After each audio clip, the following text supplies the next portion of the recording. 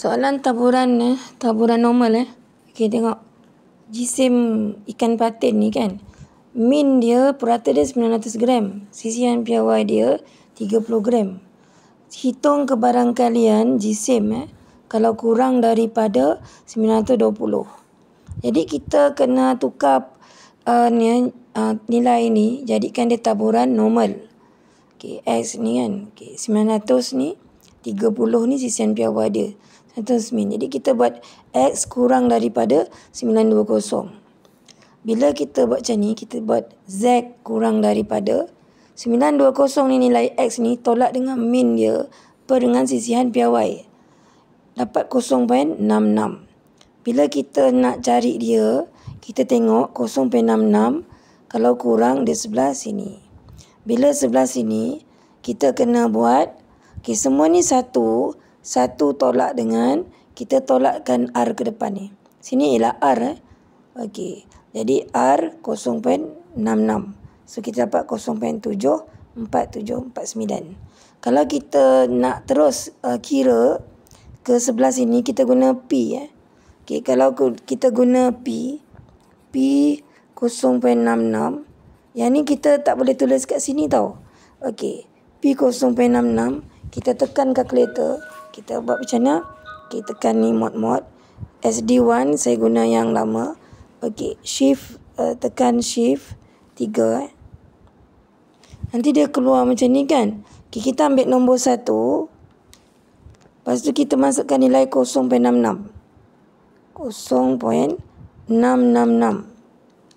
sama dengan, tengok jawapan dia 0.74729.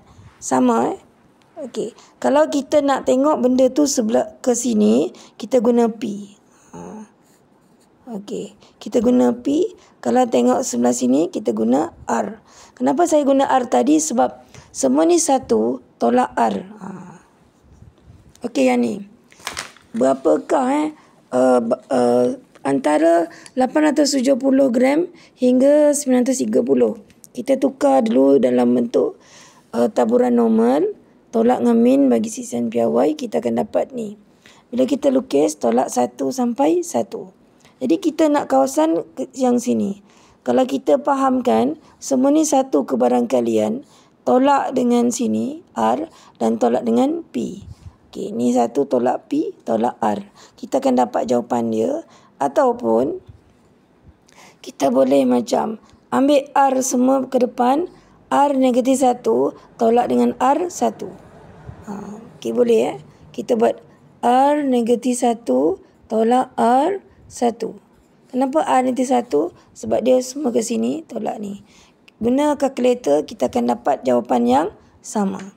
Jika ada 40 ekor ikan patin, berapakah ikan yang beratnya antara 870 hingga 930? Jadi, kebarangkalian yang kita dapat 0.68274 tu, kita darab dengan 40, dapat 27 ekor. Yang dinamakan yang 0.68 ni ke kawasan yang sini. Yang ni areanya sini. Ni kebarangkalian lah. Kebarangkalian dia lebih besar pada sini dan kebarangkalian ni sini.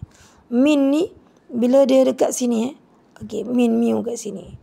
Purata dia ialah 900 gram kat sini. Okey, itu saja.